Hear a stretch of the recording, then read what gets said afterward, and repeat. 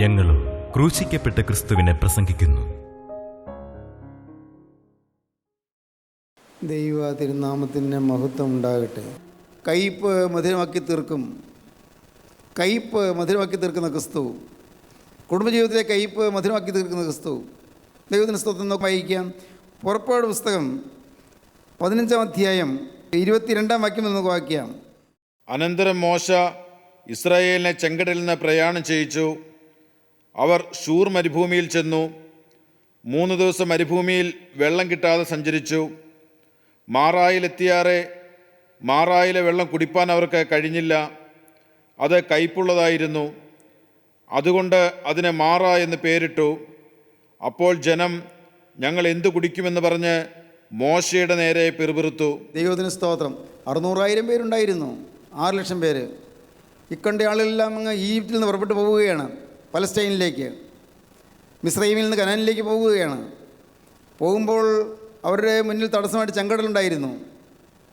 പക്ഷേ മോശ പ്രാർത്ഥിച്ചു, കർത്താവേ, ഈ കടൽ കടന്ന് പോകണമല്ലോ. ഈ കടൽ കടന്ന് ഈ 600,000 പേരെ എങ്ങനെ അക്കരെ കടത്തും? എന്ത് ചെയ്യും കർത്താവേ? പിറകിതാ വലിയ കുതിരക്കുളമ്പടി ശബ്ദം കേൾക്കുന്നു. ഫറവോൻ്റെ കുതിര സൈന്യം, അശ്വസൈന്യം, ആ സൈന്യം ഇതാ പിറകെ പാഞ്ഞു വരുന്നു. അവർ ഞങ്ങളെ കൊല്ലും. പിറകോട്ട് പോയാൽ കൊല്ലും, മുന്നോട്ട് പോയാൽ ചെങ്കടലിൽ ഞങ്ങൾ താഴും. ജനം വലഞ്ഞുപോയി, ഭാരപ്പെട്ടു. എങ്ങനെ മുന്നോട്ട് പോകും? ഇല്ല, പോവുകയില്ല, മരിച്ചു പോകും. പുറകോട്ട് പോയാലും മുന്നോട്ട് പോയാലും മരണം. പ്രതീക്ഷയെല്ലാം പോയി. ജനം അങ്കലാപ്പിലായി. പാവം. മോശ പറഞ്ഞത് കേട്ടാണ് അവർ പുറപ്പെട്ടത്. ദൈവപുരുഷനായ മോശ പറഞ്ഞത് കേട്ട് അവർ പുറപ്പെട്ടു. പക്ഷേ ഇപ്പോൾ ഈ അപകടം വന്നിരിക്കുന്നു. അപകടം, മരണം മുന്നിൽ കാണുന്നു. 1-2 പേരല്ലല്ലോ, 6 ലക്ഷം പേരാണ്. 600,000 പേര്, എത്ര വലിയ കൂട്ടം. മോശയുടെ നേരെ പിറുപിറുത്തു. ദൈവത്തിന് സ്തോത്രം. മോശയുടെ നേരെ പിറുപിറുത്തു. അവർ വിഷമിച്ചു.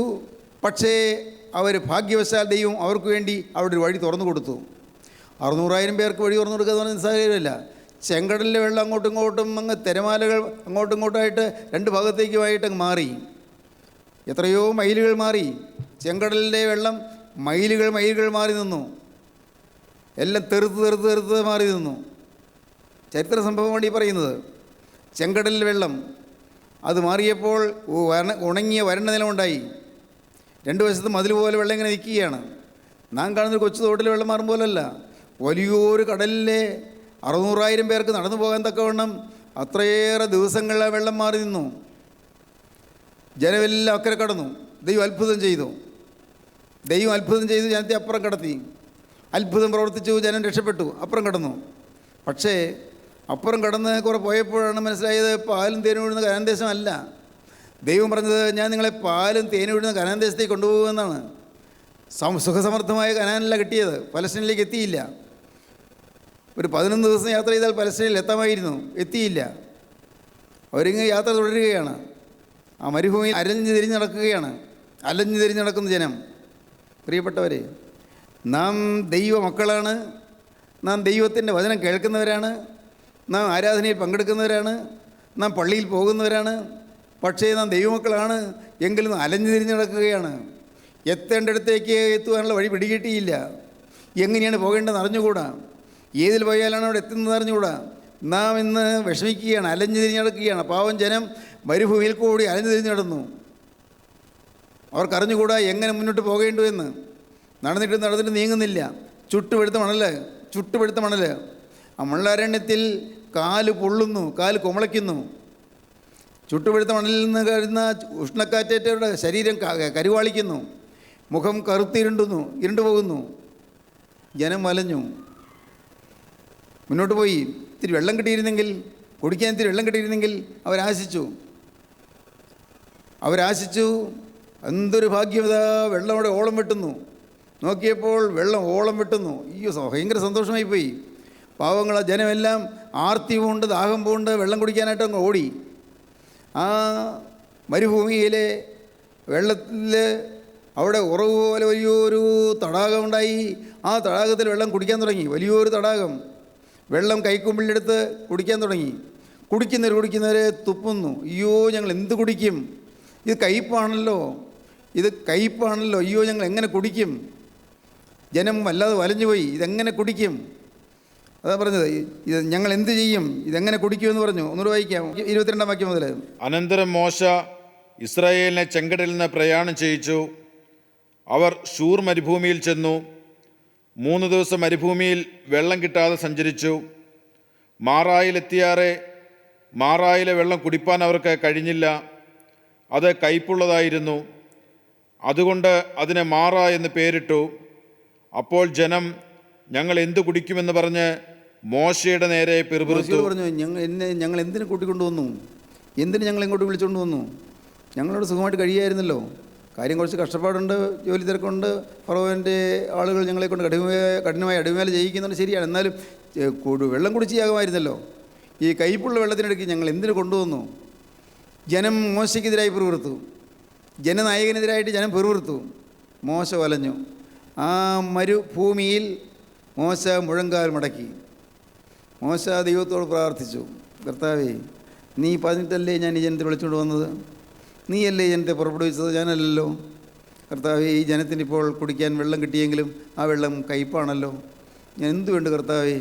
ഈ ജനത്തിന് വേണ്ടി ഞാൻ എന്താ ചെയ്യേണ്ടത്? ദൈവത്തിന് സ്തോത്രം. ഞാൻ എന്തു വേണ്ടു? അപ്പോൾ എന്തുണ്ടായി? അടുത്ത വാക്യം. അവൻ യഹോവയോട് അപേക്ഷിച്ചു. യഹോവ അവന് ഒരു വൃക്ഷം കാണിച്ചു കൊടുത്തു. ദൈവം പറഞ്ഞു, നിൻ്റെ അടുത്ത് എന്താ നിൽക്കുന്നത്? മോശ ചുറ്റും നോക്കി. കർത്താവ്, ഒരു മരം ഇവിടെ നിൽക്കുന്നുണ്ട്, ഞാൻ വേറൊന്നും കാണുന്നില്ല. അതേ, ആ മരം. നീ എന്താ കാണുന്നത്? ഒരു വൃക്ഷം തന്നെ. പിന്നെ അവനത് വെള്ളത്തിലിട്ടപ്പോൾ വെള്ളം മധുരമായി തീർന്നു. സ്തോത്രം. ആ മരത്തിൻ്റെ ഒരു കൊമ്പ് വലിയൊരു തടാകത്തിലേക്ക് മുറിച്ചിട്ടു. ഒരു കൊമ്പ് തൊട്ടടുത്ത് തന്നെ മരം ഉണ്ടായിരുന്നു. മരത്തിൻ്റെ കൊമ്പ് തടാകത്തിലേക്ക് അങ്ങ് മുറിച്ചിട്ടു. തടാകത്തിൽ ആ മരം വീണപ്പോൾ എങ്ങനെയെന്ന് അറിഞ്ഞില്ല, തടാകത്തിൽ എല്ലായിടത്തുമുള്ള കയ്പ് മുഴുവനും കൂടി ഈ മരക്കമ്പ് വലിച്ചെടുത്തു, ആവാഹിച്ചെടുത്തു. ഈ മരക്കമ്പിൽ നിന്നൊരു ചാറ് ഒഴുകി. ആ മരത്തിൻ്റെ ചാറ് ആ വെള്ളത്തിൽ കലർന്നു. അത് ആ വെള്ളം മുഴുവൻ വ്യാപിച്ചു. മോശ പറഞ്ഞു, ദൈവം തമ്പുരാൻ പറഞ്ഞതനുസരിച്ചാണ് ഞാൻ ചെയ്തത്. ഇവിടെ ഒരു മരം കണ്ടു. കർത്താവ് പറഞ്ഞു, മരം കാണിച്ചു തന്നു. ഞാൻ കണ്ടു. മുറിക്കാൻ പറഞ്ഞു, ഞാൻ മുറിച്ചു. ഞാൻ എല്ലാം അനുസരിച്ചു. കർത്താവ് പറഞ്ഞൊക്കെ അനുസരിച്ചു. അപ്പോൾ അത് വെള്ളത്തിലിടാൻ പറഞ്ഞു, ഞാൻ വെള്ളത്തിൽ മുറിച്ചിട്ടു. ഇനി നിങ്ങൾ കുടിച്ചോ. ജനം കുടിച്ചു, മധുരമായി തീർന്നു. സ്തോത്രം.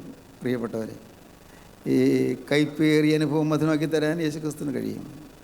എത്ര കയ്പേറിയ അനുഭവമാണെങ്കിലും, നിങ്ങൾ ആരും ഇല്ലാത്ത അവസ്ഥയിലാണെങ്കിലും അത് മധുരമാക്കി തരാൻ കർത്താവിന് കഴിയും. ദൈവത്തിന് സ്തോത്രം, ദൈവത്തിന് സ്തോത്രം. അത് പറയുമ്പോൾ ഞാൻ എൻ്റെ സ്വന്തം കാര്യം ഒന്ന് പറയാതിരിക്കുന്നത് എങ്ങനെ? നിങ്ങൾ പലർക്കും അറിയാമായിരിക്കുമല്ലോ. എനിക്കൊരു വയസ്സിൽ എൻ്റെ അപ്പൻ മരിച്ചു. കയ്പായിരുന്നു.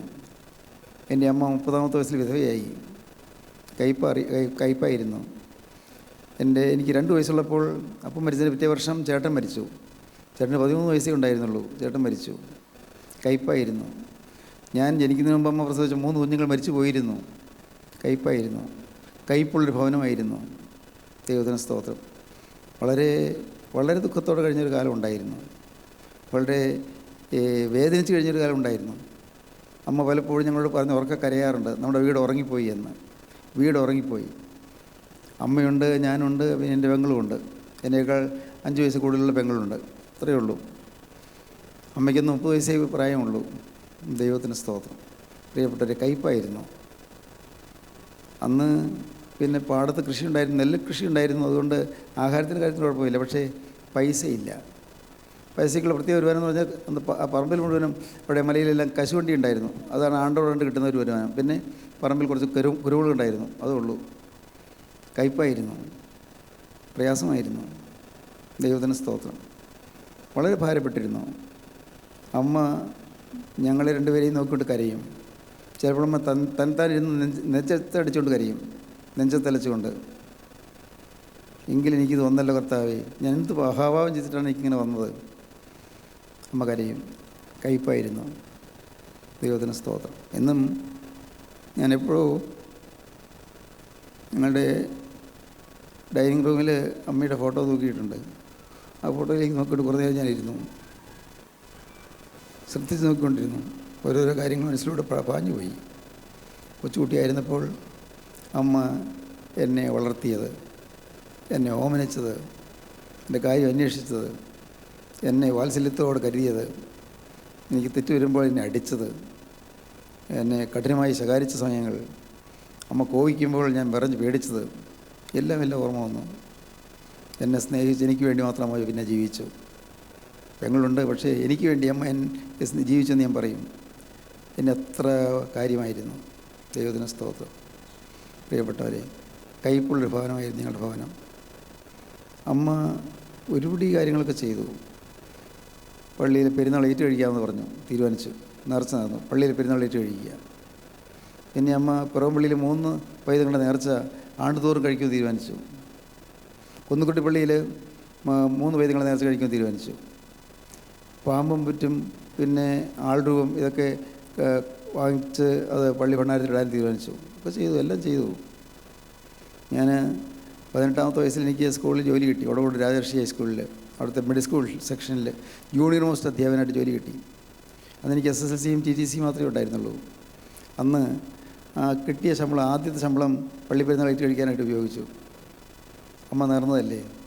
ദൈവത്തിന് സ്തോത്രം. പ്രിയപ്പെട്ടവരെ, കഷ്ടത മാറാനാണ് ഇതൊക്കെ ചെയ്തത്. കോലഞ്ചേരി പള്ളിയിലെ പെരുന്നാളിന് വഴിയോരത്ത് അങ്ങത്തെ ഇരിക്കുന്ന 2 ഭാഗത്തിരിക്കുന്ന ധർമ്മക്കാർക്ക് ധർമ്മം കൊടുക്കാൻ അമ്മ രൂപ മാറി പൈസയാക്കി അങ്ങനെ ധർമ്മം കൊടുക്കാനായിട്ട് അമ്മ തീരുമാനിച്ചു. അതും ചെയ്തു. ആണ്ട് നോക്കി അങ്ങനെയും കഷ്ടത മാറാൻ വേണ്ടി ചെയ്തു. ദൈവത്തിന് സ്തോത്രം. പലതും ചെയ്തു. പക്ഷേ കഷ്ടത മാറിയില്ല, കയ്പ് മാറിയില്ല, മധുരമായില്ല. എൻ്റെ 17-ാമത്തെ വയസ്സിൽ യേശു ക്രിസ്തുവിൻ്റെ വചനം ഞാൻ കേട്ടു. അന്ന് എൻ്റെ ജീവിതത്തിൽ ഭാഗ്യനക്ഷത്രം ഉദിച്ചു. അന്ന് യേശു ക്രിസ്തുവിൻ്റെ ഹൃദയത്തിലേക്ക് വന്നു. അന്ന് ഞാൻ പറഞ്ഞു, കർത്താവേ, ഇനി ഞാൻ നിൻ്റെ വകയാണ്, ഇനി ഞാൻ എൻ്റെ അല്ല, ഞാൻ നിൻ്റെയാണ്. അന്നൊരു വാക്ക് പറഞ്ഞു. അത് പറഞ്ഞത് കേട്ട കർത്താവ് എന്നെ പയ്യെ പഠിപ്പിക്കാൻ തുടങ്ങി, എന്നെ നടത്താൻ തുടങ്ങി, എന്നെ നയിക്കാൻ തുടങ്ങി, എൻ്റെ കാര്യങ്ങൾ നോക്കാൻ തുടങ്ങി. എന്നെ അപ്പനുള്ള മോനാക്കി തീർത്തു. ഭൂമിയിലെ അപ്പൻ മരിച്ചു പോയെങ്കിലും സ്വർഗത്തിലെ അപ്പൻ എൻ്റെ അപ്പനായിട്ട് വന്നു. ദൈവത്തിന് സ്തോത്രം. പ്രിയപ്പെട്ടവരെ, അതുകൊണ്ടാണ് ഞാൻ ദൈവത്തിന് വേല ചെയ്യുന്നത്. പലരും തെറ്റിദ്ധരിച്ചെങ്കിലും, പലരും കളിയാക്കുന്നെങ്കിലും, പലരും പുച്ഛിക്കുന്നെങ്കിലും ഞാൻ ദൈവത്തിന് വേല ചെയ്യുന്നത് കൊണ്ടാണ്. എന്നെ സമാധാനമുള്ളവനാക്കി തീർത്തൊരു യേശുവുണ്ട്. ആ യേശുവിൻ്റെ വേല ചെയ്യാതിരിക്കുന്നത് എങ്ങനെ? അതാണ്, അതുകൊണ്ട് മാത്രമാണ്. എന്തെല്ലാം ഇല്ലാത്ത കാര്യങ്ങൾ ആരെല്ലാം പറഞ്ഞാലും എനിക്ക് ഭാരമില്ലാത്ത അതുകൊണ്ടാണ്. ഒരു ക്ലേശമില്ല. കുട്ടികളെന്നെ കളിയാക്കിയിട്ടുണ്ട്. എൻ്റെ കോളേജിൽ കുട്ടികൾ എന്നെ പരിഹസിച്ചിട്ടുണ്ട്. നേരിട്ട് നേരെ ഒന്നും പരിഹസിച്ചിട്ടില്ല കേട്ടോ. ഞാൻ മറിഞ്ഞു കുളിഞ്ഞ് നിന്നുകൊണ്ട് ദൈവമേ നിനക്ക് സ്തുതി എന്നൊക്കെ പറയും. ഞാൻ പക്ഷേ ആരാ പറഞ്ഞെന്നോ തിരിഞ്ഞു നോക്കാറുമില്ല. ഞാൻ നേരെ വരാതിൽ കൂടെ നടന്നു പോകും. ദൈവത്തിന് സ്തോത്രം. പ്രിയപ്പെട്ടവരെ, കഥകൾ പറഞ്ഞാൽ വിസ്തരിക്കാൻ ഒരുപടിയുണ്ട്. പക്ഷേ ഒന്ന് ചുരുക്കി പറയാം. എൻ്റെ ജീവിതത്തിലെ കയ്പ് മാറ്റി, മധുരം തന്നു. ഞങ്ങളുടെ കുടുംബത്തിലെ കയ്പ് മാറ്റി. കാരണം യേശു ക്രിസ്തു എൻ്റെ ഹൃദയത്തിലേക്ക് നടന്നു കയറി. ഈ ഹൃദയത്തിനുള്ളിലേക്ക് യേശു വന്നു. യേശു വന്നതോടുകൂടി ഈ പ്രശ്നങ്ങൾ മാറി. എനിക്ക് രോഗം, എൻ്റെ അമ്മയ്ക്ക് രോഗം, എൻ്റെ പെങ്ങൾക്ക് രോഗം, 3 പേർക്കും രോഗം. യേശു വന്നതോടുകൂടി രോഗം മാറി. യേശു വന്നതോടുകൂടി പ്രശ്നങ്ങൾ മാറി. യേശു അകത്ത് വന്നതോടുകൂടി യേശുവിടെ പുഞ്ചിരിച്ചുകൊണ്ട് അവിടെ ഇരിക്കുമ്പോൾ ആ പുഞ്ചിരിയുടെ മാധുര്യം ഞാൻ അനുഭവിക്കാൻ തുടങ്ങി. സ്തോത്രം. യേശുവിൻ്റെ ആണിപ്പാടുള്ള കരവിൻ്റെ തലോടുന്ന് ഞാൻ അനുഭവിക്കാൻ തുടങ്ങി. വചനം പറയാനിരിക്കുമ്പോൾ യേശുവിൻ്റെ കരവിൻ്റെ തലമേൽ വയ്ക്കുന്നത് ഞാൻ അനുഭവിക്കാൻ തുടങ്ങി. കർത്താവിൻ്റെ വചനം പറയാനിരിക്കുമ്പോൾ ഞാൻ ഉദ്ദേശിക്കാത്ത കാര്യങ്ങൾ പോലും പറയാൻ കർത്താവിന് കൃപ തന്നു തുടങ്ങി. ദൈവത്തിന് സ്തോത്രം. യേശു ക്രിസ്തു എന്നെ നടത്തുന്നു. ക്രിസ്തു ഇന്ന് ജീവിക്കുന്നു. സ്നേഹിതരെ, ഞാൻ നിങ്ങൾ പറയട്ടെ, നിങ്ങളുടെ ജീവിതം കയ്പുള്ളതാണോ? കയ്പേറിയ ജീവിതമാണോ നിങ്ങൾ നയിക്കുന്നത്? പ്രിയപ്പെട്ടവരെ, നിങ്ങൾക്ക് ഏതെങ്കിലും കാര്യത്തിൽ ഭാരമുണ്ടോ, കഷ്ടപ്പാടുണ്ടോ, ഞെരുക്കമുണ്ടോ, ദുരിതമുണ്ടോ, യാതനയുണ്ടോ, രോഗമുണ്ടോ, വേദനയുണ്ടോ? പ്രിയപ്പെട്ടവരെ പറയട്ടെ, നിങ്ങൾ യേശുവിനെ വിളിക്കൂ, യേശു നിങ്ങൾക്ക് ആശ്വാസം തരും. യേശുവിനെ വിളിക്കൂ, യേശു നിങ്ങൾക്ക് മധുരം തരും, കയ്പ് മാറ്റി തരും. മറ്റൊന്നും നിങ്ങൾ ചെയ്യേണ്ട. എല്ലാം നിവർത്തിക്കുന്ന കർത്താവായ യേശു ക്രിസ്തു, ഇന്നലെയും ഇന്നും എന്നേക്കും അനന്യായ ക്രിസ്തു എല്ലാം നിവർത്തിക്കുന്നതിനായി ഇന്നും ജീവിക്കുന്നു. അവൻ നിങ്ങളുടെ അരികത്തേക്ക് വന്നിരിക്കുകയാണ്. അവൻ നിങ്ങളെ സ്നേഹത്തോടെ പേർ ചൊല്ലി വിളിക്കുകയാണ്. ഓരോരുത്തരെയും വിളിക്കുന്നുണ്ട്. മകളെ, ഇതിൻ്റെ ഹൃദയം എനിക്ക് തരിക എന്നാണ് കർത്താവ് പറയുന്നത്. എൻ്റെ മോനെ, ഇതിൻ്റെ ഹൃദയം എനിക്ക് തരിക, ഞാൻ അതിൽ വസിക്കാമെന്നാണ് പറയുന്നത്. നീ ഇതുവരെയുള്ള വഴി വിട്ട് എൻ്റെ നേരെ തിരിഞ്ഞു വരിക എന്നാണ് കർത്താവ് പറയുന്നത്. നീ മാനസാന്തരപ്പെടുക, നീ മനം തിരിയുക, പരിവർത്തനം ഉണ്ടാകുക, മനസ്സ് മാറുക, ഹൃദയം മാറുക. നീ ഏത് സഭയായാലും കുഴപ്പമില്ല, ഏത് മതമായാലും കുഴപ്പമില്ല, ഹൃദയം മാറുക, അത് മതി. ദൈവത്തിന് സ്തോത്രം. നിൻ്റെ ജീവിതം ഞാൻ ഭാസുരമാക്കാം, മനോഹരമാക്കാം, സുപ്രസന്നമാക്കി തീർത്തു തരാം, പ്രസന്നത തരാം. കയ്പ് മധുരമാക്കി തരാം. ദൈവത്തിന് സ്തോത്രം. മാറായിലെ കയ്പ് വെള്ളം മധുരമായി തീർന്നു. ജനം ആർത്തി കൊണ്ട് കുടിക്കാൻ തുടങ്ങി, തൃപ്തിയായി. എന്തൊരത്ഭുതം! തൊട്ടടുത്ത് ഒരു മരമുണ്ടായിരുന്നു. അത് തേടി അനേക സ്ഥലങ്ങളിലേക്ക് പോകേണ്ട ആവശ്യമുണ്ടായിരുന്നില്ല. അരികത്ത് തന്നെ മരം നിൽപ്പുണ്ടായിരുന്നു. ആ മരത്തിന് ഇങ്ങനെ കയ്പ് പറ്റാനുള്ള ശക്തി ഉണ്ടെന്നൊന്നും മോശ അറിഞ്ഞില്ല. ആ മരത്തിന് അങ്ങനെ ശക്തി ഉണ്ടായിരുന്നു അതും അറിഞ്ഞുകൂടാ. പക്ഷേ ദൈവം തമ്പുരാനെ മരം കാണിച്ചു കൊടുത്തു. ആ മരത്തിന് ശക്തി എപ്പോൾ പകർന്നു കൊടുത്തതാണോ അതും എനിക്ക് അറിഞ്ഞുകൂടാ. ഇതിന് മുൻപ് ഇല്ലാത്ത ശക്തി, മധുരത്തിൻ്റെ ശക്തി ആ മരത്തിന് ഇപ്പോൾ കർത്താവ് കൊടുത്തതാണോ അതും അറിഞ്ഞുകൂടാ. ഏതായാലും ആ മരത്തിന് ഒരത്ഭുതം പ്രവർത്തിക്കാൻ സാധിച്ചു. ഏതാണ് മരം? അതാണ് ഗോകുൽത്തായിലെ മരക്കുരിശ്. ഹല്ലേലൂയ, ദൈവത്തിന് സ്തോത്രം. ഗോകുൽത്തായിലെ മരക്കുരിശ്, അതിൽ മനുഷ്യൻ്റെ കയ്പ് മാറ്റുന്ന, മധുരം പകരുന്ന, സ്വർഗീയ അനുഗ്രഹങ്ങൾ പകരുന്ന ക്രിസ്തുവിൻ്റെ ശക്തിയുണ്ട് അവിടെ. ദൈവത്തിന് സ്തോത്രം. ആ കുരിശിൻ്റെ ചുവട്ടിൽ ക്രിസ്തുവിൻ്റെ സ്നേഹമുണ്ട്. ആ കുരിശിലേക്ക് നിങ്ങൾ നോക്കുമ്പോൾ ക്രിസ്തുവിൻ്റെ പ്രകാശം ലഭിക്കും. കാരണം വേദപുസ്തകം പറയുന്നു, അവങ്കലേക്ക് നോക്കിയോ പ്രകാശിതരായി, അവരുടെ മുഖം ലജ്ജിച്ചു പോയതുമില്ല.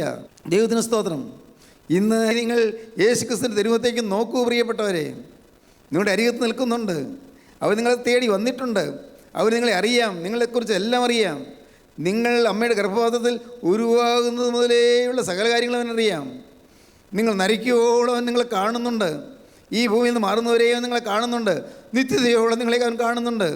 യേശു ക്രിസ്തു നിങ്ങളെ കാണുന്നുണ്ട്. യേശു ക്രിസ്തു നിങ്ങളെ അറിയുന്നുണ്ട്. ഒരു കാര്യം കൂടി പറയാതെ പോകാൻ പറ്റുകയില്ല, യേശു ക്രിസ്തു നിങ്ങളെ സ്നേഹിക്കുന്നുണ്ട്. ഹല്ലേലൂയ, ദൈവത്തിന് സ്തോത്രം. നിങ്ങൾ പറയും, സാറേ എന്നെ സ്നേഹിക്കാൻ എങ്ങനെ പറ്റുന്നത്? ഞാൻ പാവിയല്ലേ? എന്തെല്ലാം വേണ്ടാനും കാണിച്ചവനാണ്, എന്തെല്ലാം വൃത്തികേട് കാണിച്ചവളാണ്. എന്നെ യേശു സ്നേഹിക്കുമോ? ഈ ലോകത്തിന് വേണ്ടി മാത്രം ജീവിച്ചവളല്ലേ ഞാൻ? ലോകത്തിൻ്റെ പ്രതാപം, മനുഷ്യരുടെ ഇടയിലുള്ള പ്രീതി, മനുഷ്യരുടെ വിമതി, ലോകത്തിൻ്റെ മുമ്പിലുള്ളതായ അധീശത്വം, അങ്ങനെ ആളുകളുടെ മുമ്പിലൊരു നല്ല നേതാവായിട്ട് തിളങ്ങുക, ഇതൊക്കെയായിരുന്നല്ലോ എൻ്റെ ലക്ഷ്യം. അങ്ങനെയുള്ള എന്നെ നീ എങ്ങനെ സ്നേഹിക്കും? എന്തെല്ലാം അക്രമമാണ് കർത്താവേ ഞാൻ ചെയ്തു പോയി, എന്തെല്ലാം! അയ്യോ, ഓർക്കുമ്പോൾ പേടിയാവുന്ന കർത്താവേ. ഓരോരുത്തർക്കും പറയാം, ചിന്തിക്കാം, ഓർക്കുമ്പോൾ പേടിയാവുന്നു, എന്തെല്ലാം ചെയ്തു പോയി. പഴയ ജീവിതത്തിലേക്ക് നോക്കിയാൽ എന്തെല്ലാം ഓർക്കാനുണ്ട്, എന്തെല്ലാം ഓർക്കാനുണ്ട്. തിരുത്താൻ വയ്യാത്ത, പ്രായശ്ചിത്തം ചെയ്യാൻ വയ്യാത്ത എത്രയെത്ര കുരുക്കുകളാണ് അതിൽ വന്ന് വീണിട്ടുള്ളത്. ഏതെല്ലാം കുഴഞ്ഞ പ്രശ്നങ്ങളിലാണ് പെട്ടുപോയിട്ടുള്ളത്. എന്തെല്ലാം വൃത്തികേടാണ് ചെയ്തു പോയിട്ടുള്ളത്. ഓരോ അവയവവും പ്രതി നോക്കൂ, കാണാം.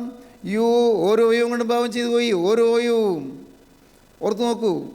ഓരോ അവയവവും കണ്ണുകൊണ്ട് അരുതാത്തത് കണ്ടുപോയി, കണ്ണുകൊണ്ട് അരുതാത്തത് നോക്കിപ്പോയി, അരുതാത്ത ചിത്രം കണ്ടുപോയി.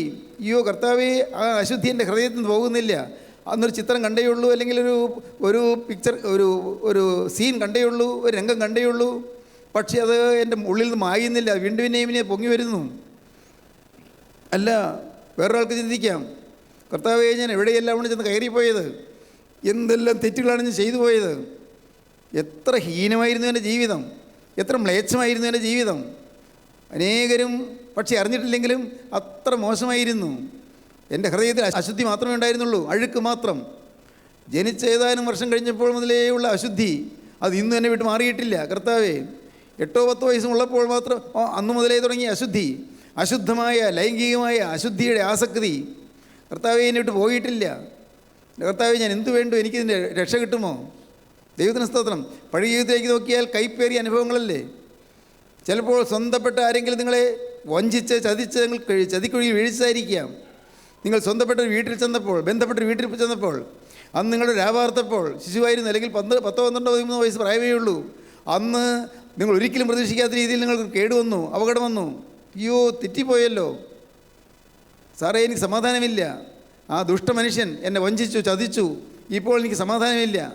ഇങ്ങനെ കേഴുന്ന അനേക ആളുകളുണ്ട്. കയ്പിൻ്റെ അനുഭവങ്ങൾ, കയ്പേറിയ അനുഭവങ്ങൾ.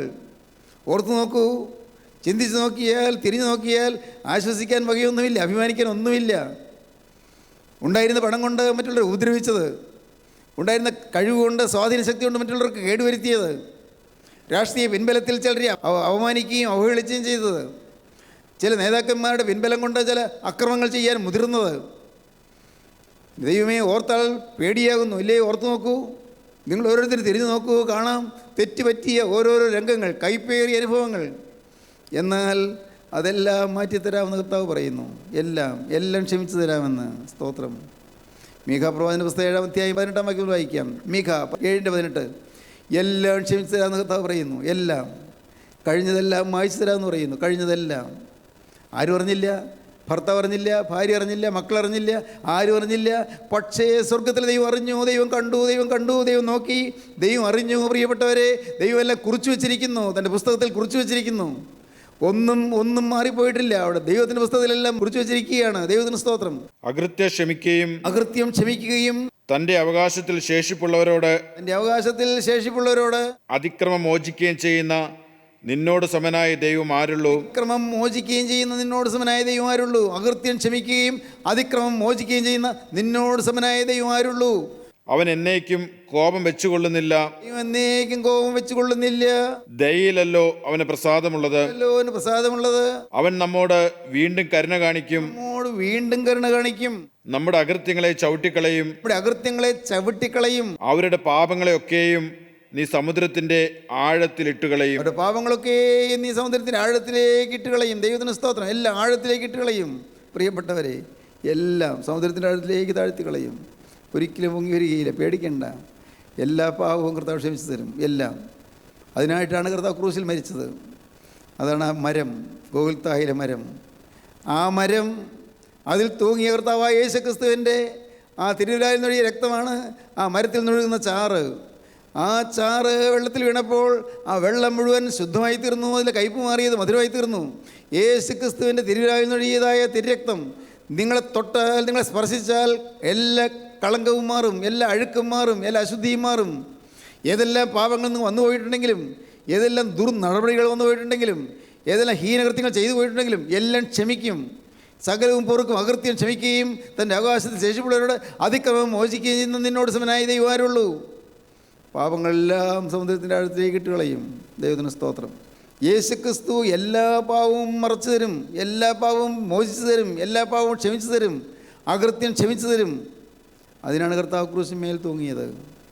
ആ ക്രൂശിൽ ഇരുകരവും വിരിച്ചു. ആ ക്രൂശിന്മേൽ കർത്താവിൻ്റെ ഇരുകരവും വലിച്ചു നീട്ടിപ്പിടിച്ചുകൊണ്ട് അവർ ആണിയടിച്ച് കുരിശിൻ്റെ ഉണങ്ങിയ തടിയോട് അടിച്ചടിച്ച് ചേർത്തു. കർത്താവിൻ്റെ കാൽ രണ്ടും ഒന്നിനു മേലൊന്നായി വെച്ചിട്ട് ആണി കൊണ്ട് അടിച്ചടിച്ച് ചേർത്തു. കർത്താവിൻ്റെ ചങ്കിലേക്ക് അവർ കുന്തം കൊണ്ട് കുത്തി. ദൈവത്തിന് സ്തോത്രം. യേശുക്രിസ്തുവിൻ്റെ രക്തം സകല പാപവും പോക്കി നമ്മെ ശുദ്ധീകരിക്കുന്നു. ഈ തിരുരക്തം നമ്മളെ കഴുകും. പ്രിയപ്പെട്ടവരെ, കയ്പ് മധുരമാക്കി തീർക്കും. പാവം മാറിയാൽ എല്ലാം മാറും, എല്ലാ പ്രശ്നവും മാറും. ധനാഭരണങ്ങൾ നടത്തിയിട്ടുണ്ടോ? ആരുടെയെങ്കിലും പണം മോഷ്ടിച്ചിട്ടുണ്ടോ? ആരുടെയെങ്കിലും ധനം അപഹരിച്ചിട്ടുണ്ടോ? ആരുടെയെങ്കിലും അക്കൗണ്ടിലുള്ള പണം നിങ്ങൾ തട്ടിയെടുത്തിട്ടുണ്ടോ? വഞ്ചിച്ചെടുത്തിട്ടുണ്ടോ? ചിന്തിച്ച് നോക്കൂ. എന്തെങ്കിലും കൃത്രിമങ്ങൾ നടത്തിയിട്ടുണ്ടോ? നിങ്ങൾ ഇന്ന് അനുഭവിക്കുന്ന ഭൂമി നിങ്ങൾക്ക് വാസ്തവമായി അവകാശപ്പെട്ടതാണോ? ചിന്തിച്ച് നോക്കൂ. അതിന് ഉടമസ്ഥന് കൊടുക്കേണ്ടതല്ലേ? അത് ആ ഉടമസ്ഥയുടെ കയ്യിൽ നിങ്ങൾ തന്ത്രപൂർവ്വം കൈക്കലാക്കി എടുത്തതല്ലേ? ചിന്തിച്ച് നോക്കൂ. നിങ്ങൾ അതിര് മാറ്റിയിട്ടില്ലേ? വരമ്പിൻ്റെ അതിര് മാറ്റിയിട്ടില്ലേ? നോക്കൂ, നിങ്ങൾ ചിന്തിച്ച് നോക്കൂ. തെറ്റുകൾ പറ്റിയിട്ടില്ലേ? പണാഭരണങ്ങൾ നടത്തിയിട്ടില്ലേ? കൊള്ളകൾ ചെയ്തിട്ടില്ലേ? അഴിമതിക്ക് കൂട്ടു നിന്നിട്ടില്ലേ? കൈക്കൂലി വാങ്ങിയിട്ടില്ലേ? ഓർത്തു നോക്കൂ. എന്തെല്ലാം തെറ്റുകൾ. ദൈവത്തിന് സ്തോത്രം. ഓരോ വാക്കും അത് ദൈവത്തെ പ്രസാദിപ്പിക്കുന്നതായിരുന്നു. വേദപുസ്തകം പറയുന്നു, മനുഷ്യ പറയുന്ന ഏത് നിസ്സാര വാക്കിനും ന്യായവിധി ദിവസത്തിൽ കണക്ക് ബോധിപ്പിക്കേണ്ടി വരും. ഏത് നിസ്സാര വാക്ക് പറഞ്ഞാലും ന്യായവിധി ദിവസത്തിൽ കണക്ക് പറയേണ്ടി വരും. ഒരു ന്യായവിധി ദിവസമുണ്ട്. എൻ്റെ സഹോദരങ്ങളെ, നിങ്ങൾ മറക്കരുത്. ഞാനും നിങ്ങളും ഒരു ദിവസം ന്യായാധിപരുടെ ന്യായാധിപതിയായ കർത്താവായ യേശുവിൻ്റെ മുമ്പിൽ ചെന്ന് നിൽക്കും. അവൻ സിംഹാസനത്തിലിരിക്കും. സകലരും അവൻ്റെ മുമ്പിൽ ഒന്ന് കൂടും. ആ ബാലവൃത്തം എല്ലാവരും ഒന്ന് കൂടും. ദൈവത്തിന് സ്തോത്രം. സകലമാന മനുഷ്യരും അവിടെ ഒന്ന് കൂടും. അവിടെ ഒന്ന് കൂടുമ്പോൾ അവൻ നോക്കും ഓരോരുത്തരുടെ പേരിൽ എഴുതിയിരിക്കുന്ന എന്തെല്ലാമാണ്. അക്കൗണ്ട് നോക്കും. പുസ്തകങ്ങൾ എഴുതിയിരുന്നത്തോണം ഓരോരുത്തർക്കും അവരുടെ പ്രവൃത്തികൾക്കടുത്ത് ന്യായവിധി ഉണ്ടാകും. പുസ്തകങ്ങളിൽ എഴുതി വച്ചിരിക്കുന്നു. യേശുക്രിസ്തുവിൻ്റെ ആ സ്വർഗീയ ഗ്രന്ഥത്തിൽ എല്ലാം രേഖപ്പെടുത്തി വച്ചിരിക്കുന്നു. എല്ലാ പാപങ്ങളും മനുഷ്യരൊന്നും അറിയുന്നില്ല. ഓരോന്നും അപ്പോഴപ്പോൾ റെക്കോർഡറാണ്. അപ്പോഴപ്പോൾ ദൈവം തരാൻ റെക്കോർഡ് ചെയ്യുകയാണ്. മനഃപൂർവ്വമായിട്ടല്ല, അത് സ്വാഭാവികമായി സ്പോണ്ടേനിയസായി ഓട്ടോമാറ്റിക്കായിട്ട് റെക്കോർഡറാണ്. അത് ആരും മനഃപൂർവ്വം എഴുതി വയ്ക്കുന്നതല്ല. എല്ലാം അപ്പോഴപ്പോൾ റെക്കോർഡായിക്കൊണ്ടിരിക്കുകയാണ്. ദൈവത്തിന് സ്തോത്രം. അന്ന് ഇതെല്ലാം തുറക്കും, പുസ്തകങ്ങൾ തുറക്കും. നമുക്ക് വായിക്കാം. വെളിപ്പാട് പുസ്തകം അധ്യായം 11 വാക്യം മുതൽ. ഞാൻ വലിയൊരു വെള്ളസിംഹാസനവും അതിലൊരുത്തൻ ഇരിക്കുന്നതും കണ്ടു. അവൻ്റെ സന്നിധിയിൽ നിന്ന് ഭൂമിയും ആകാശവും ഓടിപ്പോയി, അവയെ പിന്നെ കണ്ടില്ല. മരിച്ചവർ ആഭാലവൃദ്ധം സിംഹാസനത്തിന് മുമ്പിൽ നിൽക്കുന്നതും കണ്ടു. പുസ്തകങ്ങൾ തുറന്നു. പുസ്തകങ്ങൾ തുറന്നു. ജീവന്റെ പുസ്തകമെന്ന മറ്റൊരു പുസ്തകവും തുറന്നു. ജീവന്റെ പുസ്തകമെന്ന മറ്റൊരു പുസ്തകവും തുറന്നു. പുസ്തകങ്ങളിൽ എഴുതിയിരുന്നതിനൊത്തവണ്ണം മരിച്ചവർക്ക് അവരുടെ പ്രവൃത്തികൾക്കടുത്ത് ന്യായവിധി ഉണ്ടായി. പുസ്തകങ്ങളിൽ എഴുതിയിരുന്നതിനൊത്തവണ്ണം മരിച്ചവർക്ക് അവരുടെ പ്രവൃത്തികൾക്കടുത്ത് ന്യായവിധി ഉണ്ടായി. സമുദ്രം തന്നിലുള്ള മരിച്ചവരെ ഏൽപ്പിച്ചു കൊടുത്തു. സമുദ്രത്തിൽ മരിച്ചവരെ സമുദ്രം ഏൽപ്പിച്ചു കൊടുത്തു. മരണവും പാതാളവും തങ്ങളിലുള്ള മരിച്ചവരെ ഏൽപ്പിച്ചു കൊടുത്തു. പാതാളവും തങ്ങളിലുള്ള മരിച്ചവരെ ഏൽപ്പിച്ചു കൊടുത്തു. ഓരോരുത്തനും അവനവന്റെ പ്രവൃത്തികൾക്കടുത്ത വിധിയുണ്ടായി. ഓരോരുത്തനും അവനവൻ്റെ പ്രവൃത്തികൾക്കടുത്ത വിധിയുണ്ടായി. ദൈവത്തിന് സ്തോത്രം. പ്രവൃത്തിക്കെടുത്ത വിധിയുണ്ടാകും. പ്രിയപ്പെട്ടവരെ, മറക്കരുത്, ന്യായവിധിയുണ്ട്. ദുഷ്ടന്മാരിൽ കാരുണ്യമുള്ളവനായ ദൈവമേ, പാവികളിൽ കരുണയുന്നതിനായ കർത്താവേ, പാവിയായി എന്നോട് കരുണ തോന്നണമേ. കർത്താവേ, ന്യായത്തീർപ്പിന് നാൾ എനിക്ക് മോചനം തരണമേ. ന്യായത്തീർപ്പിന് നാളുണ്ട്. കണക്ക് നോക്കുന്ന ഒരു ദിവസമുണ്ട്. ന്യായം വിധിക്കുന്ന ഒരു ദിവസമുണ്ട്. ഞാനും നിങ്ങളും ചെന്ന് നിൽക്കും. ഓരോരുത്തരും പ്രവൃത്തിക്കടുത്ത പ്രതിഫലം ഉണ്ടാകും. ദൈവത്തിന് സ്തോത്രം. നന്മ ചെയ്തവർക്ക് നിത്യജീവൻ ലഭിക്കും. തിന്മ ചെയ്തവർക്കോ നിത്യനരകം ലഭിക്കും. നമുക്കാർക്കും നിത്യനരകത്തിലേക്ക് വേണ്ടല്ലോ. നിത്യനരകത്തിലേക്ക് പോകാൻ തയ്യാറല്ലല്ലോ. പക്ഷേ നാം പോകേണ്ടി വരും, പാവം വിട്ടില്ലെങ്കിൽ. ഇന്ന് പക്ഷേ ഈ വചനം കേട്ട് നിങ്ങൾ പാവത്തോട് യാത്ര പറഞ്ഞാൽ, യേശുക്രിസ്തുവിൻ്റെ തിരക്കത്തിൽ ആശ്രയിച്ച് കർത്താവിൻ്റെ കരുണയ്ക്ക് വേണ്ടി യാചിച്ചാൽ പാവമോചനം കിട്ടും. ഒരു മനുഷ്യന് ലഭിക്കാവുന്ന ഏറ്റവും വലിയ മഹാഭാഗ്യം പാവമോചനമാണ്. പാവം ക്ഷമിച്ച് കിട്ടുകയാണ്. വന്നുപോയ പാവങ്ങളെല്ലാം കഴുകി കിട്ടുകയാണ്. ആ ഒരു ഉറപ്പ് നിങ്ങൾക്ക് വേണം. പ്രിയപ്പെട്ടവരെ, നിങ്ങൾ വേറൊന്നും ചെയ്യണ്ട. ഒരു പുണ്യപ്രവൃത്തിയും ചെയ്യാൻ പോകണമെന്നില്ല. ആർക്കും ഒരു സഹായം ചെയ്യാൻ പോകണമെന്നില്ല.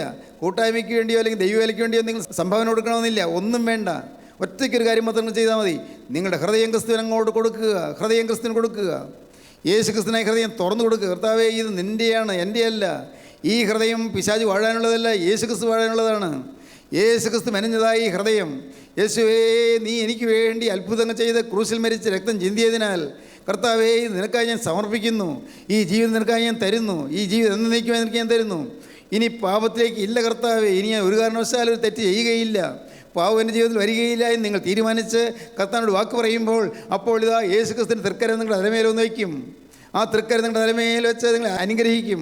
ആ തൃക്കരത്തിൽ നിന്ന് വരുന്നതായ പാപക്ഷമ തരുന്ന തിരുരക്തം നിങ്ങളെ കഴുകും, നിങ്ങൾ വൃത്തിയാക്കും, നിങ്ങൾ വെടിപ്പാക്കും. അനുഗ്രഹം നിങ്ങളുടെ മേൽ പകരും. സ്വർഗത്തിൻ്റെ അവകാശം നിങ്ങൾക്ക് തരും. നിങ്ങളുടെ നെറ്റിമേൽ ആ തിരുരക്തം കൊണ്ട് കർത്താവ് കുരിശിലോട്ട് തരും. ദൈവത്തിന് സ്തോത്രം. മാത്രമല്ല, നിങ്ങളുടെ പേര് ജീവൻ്റെ പുസ്തകത്തിൽ എഴുതി ചേർക്കും. തലകളെ വണക്കാം, നമുക്ക് പ്രാർത്ഥിക്കാം. ഹല്ലേലൂയ. കാരുണ്യവാനായ ഞങ്ങളുടെ സ്വർഗീയ പിതാവേ, ഈ മക്കളുടെ തീരുമാനമോടെന്ന് അറിയുന്നുവല്ലോ കർത്താവേ. ഈ മക്കളുടെ പേര് ജീവൻ്റെ പുസ്തകത്തിൽ എഴുതണമേ കർത്താവേ. ഈ മക്കളുടെ പേര് ജീവൻ്റെ പുസ്തകത്തിൽ എഴുതി ചേർക്കണമേ കർത്താവേ. സ്വർഗീയ പൗരത്വം നൽകണമേ കർത്താവേ. സ്വർഗരാജ്യത്തിന് വേണ്ടി ഒരുക്കണമേ കർത്താവേ. അനുഗ്രഹകരമായ ഒരു നല്ല ശോഭനമായ ഭാവി കാലം അവർക്ക് നൽകണമേ. കുടുംബമായി അനുഗ്രഹിക്കണമേ. എല്ലാവരെയും അനുഗ്രഹിക്കണമേ. യേശു ക്രിസ്തുവിൻ്റെ പരിശുദ്ധമായ നാമത്തിൽ പ്രാർത്ഥിക്കുന്നു. കൃപയോടെ കേൾക്കണമേ. ആമീൻ.